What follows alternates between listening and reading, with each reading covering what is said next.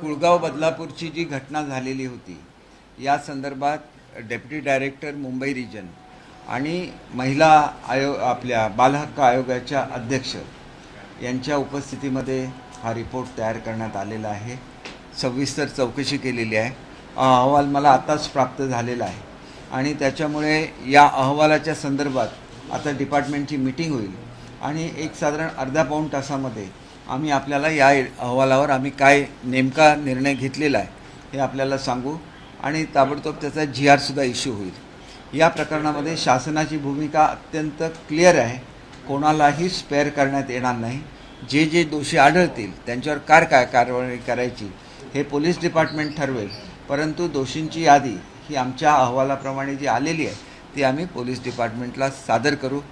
आमच्याकडून ज्या काही सुधारणा या संदर्भात करायच्या आहेत त्याच्या आपल्याला माहिती आहे की पूर्वीच ह्याच्यावर प्रशासक बसवलेला आहे। शाळेवर शाळा पूर्ववत चालू झालेली आहे आणि त्याच्यामुळे ज्या इमिजिएट ॲक्शन घ्यायच्या त्या आमच्या ऑलरेडी झालेल्या आहेत। महाराष्ट्रात या संदर्भात काय करायचं हे सुद्धा GR आम्ही इश्यू केलेले आहेत, परंतु या संदर्भात महिला आणि बालकल्याण मंत्रालय जे आहे आमचं ते व शिक्षण मंत्रालय यांची दोघांची एकत्र समिती ही आम्ही स्थापन केलेली आहे। या समितीला महिला आयोगाचे अध्यक्ष, बालहक्क आयोगाचे अध्यक्ष आणि IG पोलीस डिपार्टमेंटचे जे महिलांच्या संदर्भातलं काम बघतात या तिघांनाही विशेष मार्गदर्शक म्हणून बोलवलेला आहे। याचा सविस्तर अहवाल हा साधारण उद्यापर्यंत मला प्राप्त होईल, परंतु उद्या मुंबईत सुट्टी असल्यामुळे बुधवारी आम्ही त्याच्यावर विचार करू आणि महाराष्ट्रामधला एकंदर जो निर्णय घ्यायचा आहे तो त्यावेळेला आम्ही जाहीर करू। काल कॅबिनेटमध्ये ह्याच्यावर सविस्तर चर्चा झालेली आहे आणि विशेषतः मी सुचवलेलं आहे की ज्या शाळा आहेत की समजा आदिवासी विकास खात्याच्या शाळा आहेत त्याच्यावर आमचा थेट कंट्रोल येत नाही। त्याच्यामुळे अनेक जी पूर्वीची प्रकरणं घडलेली आहेत ती आदिवासी हॉस्टेलमध्ये सुद्धा घडलेली आहे। एकाच डिपार्टमेंटचा पूर्ण कंट्रोल हा शाळांच्या प्रशासनावर असावा। जसं आमच्यासुद्धा शाळांमध्ये जिल्हा परिषद आणि शिक्षण विभाग ह्या दोघांचाही त्याच्यावर कंट्रोल असतो आणि त्याच्यामुळे अनेक वेळेला अंमलबजावणीमध्ये किंवा ॲडमिनिस्ट्रेशन ज्यावेळेला आम्ही करतो त्यावेळेला त्याला स्मूथनेस राहत नाही, कारण काही जिल्हा परिषदेच्या COच्या पातळीवर निकाल होत असतात, काही आम्ही आमच्या पातळीवर आदेश देत असतो। याचं पूर्ण कोऑर्डिनेशन होण्याच्या दृष्टीने आदिवासी विभागाचे मंत्री आहेत, समाज कल्याण तर सुद्धा मुख्यमंत्री महोदयांकडेच आहेत, त्यांच्यासुद्धा शाळा असतात। त्याच्यानंतर हा जो ड्युअल कंट्रोल आहे त्याच्यामध्ये जे एस्टॅब्लिशमेंट आहे म्हणजे शिक्षकांच्या संदर्भातले जे सगळे निर्णय आहेत हे सुद्धा आता शिक्षण विभागाकडेच देण्यात यावे असं आमचं बोलणं झालेलं आहे। आदरणीय महाजन साहेबांच्यावर आमची बैठक होईल। शेवटी असं एखादं प्रकरण घडल्यानंतर संपूर्ण सिस्टम आपल्याला बदलायला लागेल आणि अत्यंत महत्त्वाचा निर्णय जो कालच्या बैठकीमध्ये झाला तो मी ज्या वेळेला गृह राज्यमंत्री होतो त्यावेळेला एक प्रस्ताव सादर केलेला होता आणि आमचं त्यावेळेला शेवटच्या स्टेजमध्ये आम्ही होतो, म्हणजे त्यावेळेला इलेक्शन लागत होत्या की आपण पॅनिक बटन हे शाळामध्ये आणि महिलांना पॅनिक बटन द्यावं। या पॅनिक बटनचं मी प्रेझेंटेशनसुद्धा केलेलं होतं, ते एक तयार करायला सांगितलं होतं ॲप। याच्यामध्ये कधीही महिला अडचणीमध्ये आली, मुलं अडचणीमध्ये आली आणि त्यांनी जर ते पॅनिक बटन दाबलं तर ताबडतोब पोलीस स्टेशनला त्याची इन्फॉर्मेशन जाते आणि त्याला ट्रॅकिंग सिस्टीम आहे, म्हणजे तो संबंधित व्यक्ती कुठे गेलेला आहे। समजा अशा ठिकाणी झालं की ज्या ठिकाणी मोबाईलची रेंज नसलं तरी हे डिव्हाइस ऑफलाईन चालू शकतं, जवळच्या केंद्राला त्याची माहिती जाईल आणि तिथून पोलिसांना माहिती जाईल। अशी फुलफ्रेम सिस्टीम एका बेंगलोरच्या कंपनीने बनवलेली होती। आम्ही मुद्दाम बनवायला सांगितली होती, म्हणजे माझ्याकडे ज्याला पहिल्यांदा प्रस्ताव आला त्याला ते खूप महाग होतं, कारण हे जे बटन असतं हे इम्पोर्टेड असतं, परंतु त्यांना सांगितल्यानंतर त्याने अतिशय कमी किमतीमध्ये हे देऊ केलेलं होतं, पण नंतर सरकार बदललं आणि हे असंच राहिलं। हे जर आम्ही देऊ शकलो तर निश्चितपणे मला असं वाटतं की कंट्रोल येईल। काल आदरणीय उपमुख्यमंत्री, मुख्यमंत्री, DGP आणि माझी या संदर्भात भेट झाली आणि त्यांनी काही मोबाईललासुद्धा पॅनिक बटन असतं हल्लीच्या दिवसामध्ये, त्या ज्यांच्याकडे मोबाईल आहेत त्यांनी मोबाईलचं पॅनिक बटन वापरावं। ज्यांच्याकडे मोबाईलचं पॅनिक बटन नसलेले मोबाईल आहेत त्यांना आम्ही हे पॅनिक हे देऊ शकतो। हे कुठे असणार कोणालाही कळणार नाही, म्हणजे ते असणार त्या महिलेकडे किंवा त्या मुलांकडे, परंतु आरोपी ते काढून घेऊ शकणार नाही। अशा तऱ्हेने ते पॅनिक बटन असेल आणि पॅनिक बटन आहे म्हटल्यानंतर आरोपींची सुद्धा हिंमत होणार नाही. तर हा एक चांगला उपक्रम आम्ही राबवण्याचा प्रयत्न करतो आहे. इतर मी आपल्याला सांगितलेलं आहे, कंप्लेंट बॉक्सची आम्ही ताबडतोब अंमलबजावणी करत असताना काल कॅबिनेटमध्ये असा सुद्धा निर्णय झाला की पोलिसांच्या उपस्थितीमध्ये ही पेटी उघडण्यात यावी. तर या संदर्भात मी सांगितलं की मी ज्यावेळेला गृह राज्यमंत्री होतो त्यावेळेला कंप्लेंट बॉक्स हे पोलिसांच्या उपस्थितीत उघडली जावी असा GR काढलेला आहे. त्याचीसुद्धा अंमलबजावणी स्ट्रिक्टली आता पुढच्या काळात महाराष्ट्रात व्हायला लागेल. हे प्रकरणापुरतं हे मर्यादित नाही, हे फक्त कोळगाव बदलापूरच्या संदर्भातलं आहे. महाराष्ट्रामध्ये वेगवेगळ्या ठिकाणी होत असलेल्या घटना त्याच्यावर करायची उपाययोजना या संदर्भात एक उच्चस्तरीय समिती स्थापन केलेली आहे आणि त्यांचा अहवाल उद्या दुपारपर्यंत मला अपेक्षित आहे. उद्या सुट्टी असल्यामुळे परवाच्या दिवशी आम्ही या अहवालावर विचार करू. आता विचार झाल्यानंतर मी एक अर्ध्या तासामध्ये आपल्याला हे घेईन, अर्धा किंवा पाऊण तासामध्ये.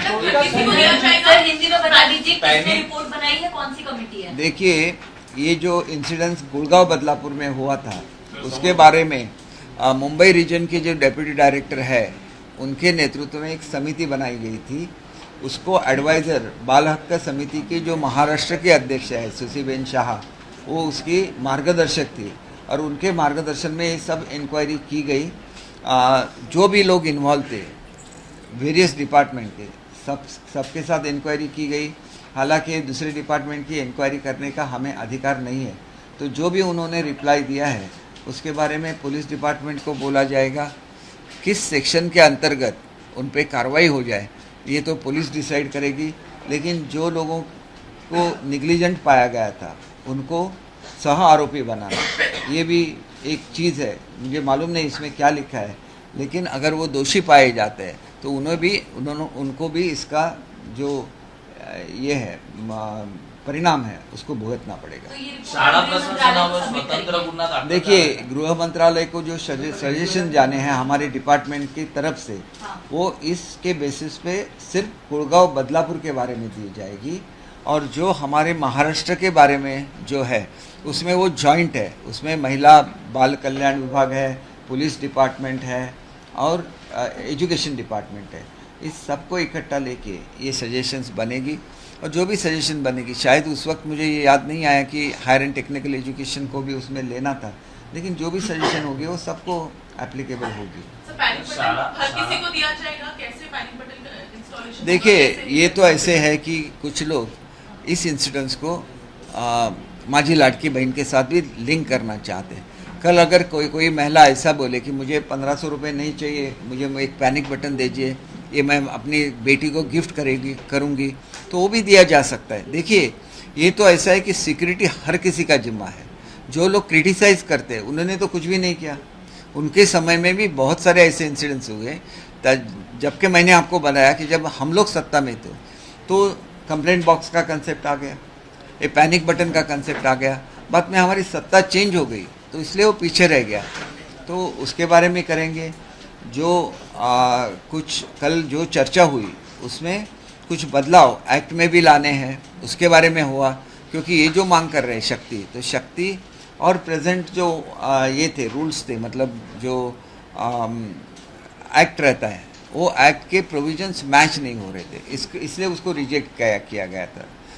क्योंकि ये सेंट्रल एक्ट है और सेंट्रल एक्ट अभी चेंज हो गया है. तो उस एक्ट के को कंसिडर करते हुए जो भी चेंजेस अब शक्ति में कर सकते हैं या तो जो नई प्रावधान हम लोग कर सकते हैं उसके बारे में सोचा जा सकता है. क्योंकि नया जो एक्ट अमेंड हुआ पुलिस एक्ट, उसको उसमें ये चैप्टर ही है अलग से.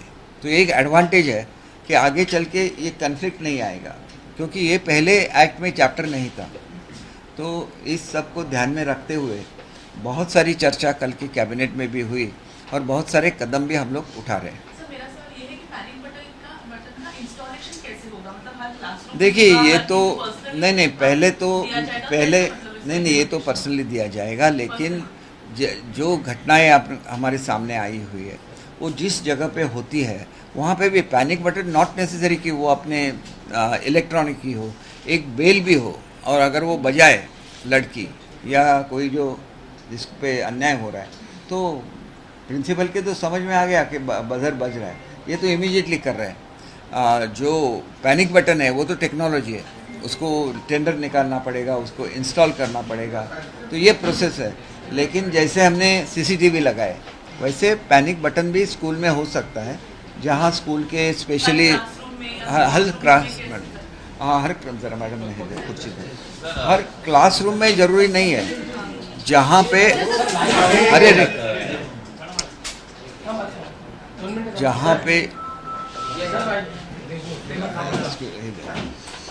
जहाँ पे ऐसे इंसिडेंट्स होते हैं, जैसे आपने देखा कि कल का इंसिडेंस टॉयलेट में हो गया, या पहले के कोई इंसिडेंसेस ये हॉस्टल में हुए थे, तो हॉस्टल में पैनिक बटन हो सकता है जो दीवार पे लगाया जाता है। ये तो सिंपल टेक्नोलॉजी है, बजाय तो ये बजर बज जाता है या बेल बज जाती है, तो वो उनको सुविधा रहेगी जो हम लोग तुरंत करेंगे। लेकिन लॉन्ग टर्म में अगर कोई अज्ञात जगह पे भी एक महिला जाती है और उसको कोई दबोच लेने की कोशिश करता है तो भी वो पैनिक बटन दबा सकती है। तो ये एक एडवांस टेक्नोलॉजी है जिसका यूज़ फर्स्ट टाइम पूरे इंडिया में महाराष्ट्र में करने का हम लोगों का, मतलब पहले तो मैं होम में भी काम कर चुका हूँ, हमारे होम मिनिस्टर बहुत ही सेंसिटिव है ऐसे चीज़ों के बारे में, मुख्यमंत्री जी बहुत सेंसिटिव है, तो दोनों थे और डीजीपी मैडम भी थी। तो एक तो प्रिंसिपली हमने डिसाइड किया है कि पैनिक बटन देना है।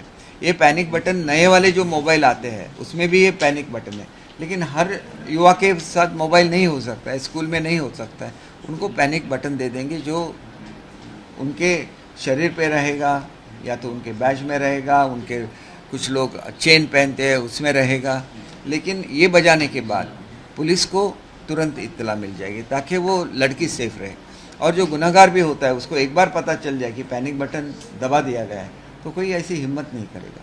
सर, या संपूर्ण प्रकरणात मुख्याध्यापक आणि दोन ट्रस्टी यांच्यावर स्वतंत्र गुन्हा दाखल झालाय का? नाही, आता मला हा रिपोर्ट प्राप्त झालेला आहे, कारण ही ॲक्शन पोलीस डिपार्टमेंटकडून होते। तर आता हा झाल्यानंतर गुन्हा दाखल करताना अगोदर पोलीस एन्क्वायरी करतात, तर या रिपोर्टचा उपयोग पोलिसांना सुद्धा होईल आणि जेणेकरून ज्यांना सह आरोपी बनवायचं त्यांना ते सह आरोपी बनवतील, कोणालाही वाचवण्याचा कुठलाही उद्देश नाही।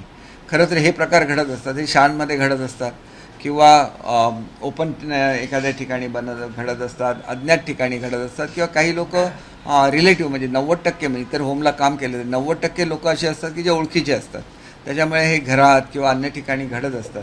तर याला कशा रीतीने आळा घालाय, तर पॅनिक बटन हे त्याला एक सोल्युशन आहे की घरामध्ये जरी असा अन्याय घडला आणि तिने पॅनिक बटन दाबला तरी त्याच्यावर, कारण तिला कळत नसतं की एका विश्वासाने ती महिला आपल्या एखाद्या रिलेटिव्ह बरोबर आलेली असते किंवा त्यांच्याबरोबर बोलत असते, आणि अशा वेळेला जर गैरफायदा करण्याचा प्रयत्न केला आणि पॅनिक बटन दाबला तर ताबडतोब पोलीस अलर्ट होतील आणि त्या नराधमाला ताबडतोब प्रतिबंध करता येईल। तर ही अत्यंत नवीन सिस्टम आहे जी माझंसुद्धा एक स्वप्न होतं ज्यावेळेला मी गृह खात्याचा राज्यमंत्री होतो तेव्हाचं, आणि त्याच्यामुळेच मी हे सगळं तयार करून घेतलेलं होतं, कारण महिलांवरचे अत्याचार थांबलेच पाहिजेत। आता मी सुदैवाने ह्याला आलो स्कूल एज्युकेशन डिपार्टमेंटला, परंतु पूर्वीचे सगळे मी काढलेले GR अस्तित्वात आहेच, आणि आपण ते बघितले तरी आपल्या लक्षात येईल की महिलांच्या सुरक्षेच्या दृष्टीने जेवढे काही GR काढता असतील त्यावेळेला मी गृह राज्यमंत्री म्हणून, मुख्यमंत्री महोदय त्यावेळेला स्वतः फडणवीस साहेब होते आणि गृहमंत्री होते, तर ते ताबडतोब मी एखादी चांगली सजेशन दिली ते ताबडतोब त्याला रिस्पॉन्ड करायचे। फक्त काय होतं की ह्या सगळ्या गोष्टी असतात ह्या प्रशासनाच्या ह्याच्यामधून सुद्धा पार व्हायला लागतात, त्याच्यामुळे त्यावेळेला त्याचं महत्त्व कदाचित म्हणजे संबंधित प्रशासनाला कळलं नसेल, आता ते निश्चितपणे लक्षात आलं असेल अशी मी अपेक्षा करतो, आणि त्याच्यापेक्षा ज्यांनी निर्णय घ्यायचा ते स्वतः मुख्यमंत्री आणि उपमुख्यमंत्री ह्या बाबतीत अतिशय पॉझिटिव्ह आहे। या म्हणूनच तर ही कमिटी नेमली। ही पर्टिक्युलर केस आहे याच्यामध्ये कुळगाव बदलापूरच्या संदर्भात आहे। दुसरी केस आम्हाला 15 ऑगस्टला जो इन्सिडेंट घडला पुण्याला त्याच्या संदर्भातली केस होती, त्या शाळेवर सुद्धा आम्ही प्रशासक नेमलेला आहे। आता तुम्हाला अनेक केसेस समोर येतील, ह्याचं कारण असं आहे की आम्ही अकाउंटेबल केलेलं आहे मुख्याधिकाऱ्यांना, कमिटीला, त्याच्यामुळे ज्या केसेस आतापर्यंत दडपून ठेवलेल्या होत्या त्यामुळे तुम्हाला वाटेल की याच्यामध्ये प्रकरणं वाढली आहेत का, प्रकरणं वाढत नसतात, ही प्रकरणं दडपून टाकण्याचा प्रयत्न केलेला असतो। आता आम्ही ॲक्शन घ्यायला सुरुवात केल्यानंतर लोकांना कळतं की आम्ही नाही समोर आणलं तर मग हे आम्हालाच शिक्षा होईल, आणि ही शिक्षा झालीच पाहिजे, नाही झाली तर सुरक्षा काय, मी प्रत्येक ठिकाणी जाऊन स्कूल एज्युकेशन मिनिस्टर म्हणून सुरक्षा देऊ शकत नाही किंवा होम मिनिस्टर प्रत्येक ठिकाणी जाऊन देऊ शकत नाही, तिथं जे आमचे अधिकारी असतात त्यांची जबाबदारी आहे। 100% तर अवॉइड करता येणार नाही कारण काही लपून छपून होतं, परंतु ॲक्शन तर लगेच होऊ शकते। कालचा सुद्धा जो लोकांचा उद्रेक झाला हा ॲक्शन वेळेवर न झाल्यामुळे झालेला आहे आणि त्या संदर्भात या रिपोर्टमध्ये स्पेशली कुळगाव बदलापूरबद्दलचं जे आहे ते या रिपोर्टमध्ये आहे. आम्ही आता आमच्या प्रधान सचिवसुद्धा खात्याचे आलेले आहेत. आमचे सगळे अधिकारी जेवढे महाराष्ट्रामध्ये आहेत सगळे इथं उपस्थित आहेत. आम्ही याच्यावर सविस्तर चर्चा करू. त्याच्यानंतर बुधवारी परत आम्ही जो महाराष्ट्राच्या संदर्भातला अहवाल आहे त्याच्यावर चर्चा करू आणि आमचे सगळे ठोस निर्णय जाहीर करू.